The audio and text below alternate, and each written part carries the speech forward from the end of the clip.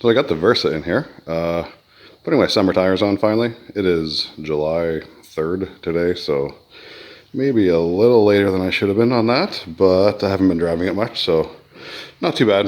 Doing a little bit of a service right now as well, changing the oil, inspecting, you know, the brakes in the front, and just generally taking a look underneath it while I have it jacked up.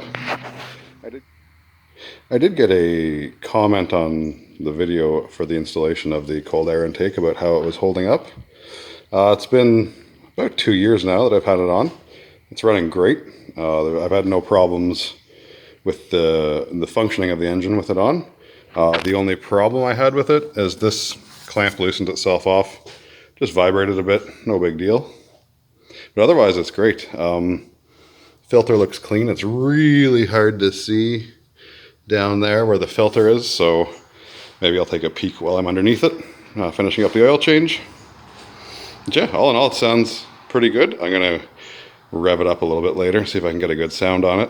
But yeah, for that guy who asked about it, I assume guy who asked about it, it still works great, still looks great, and still sounds great.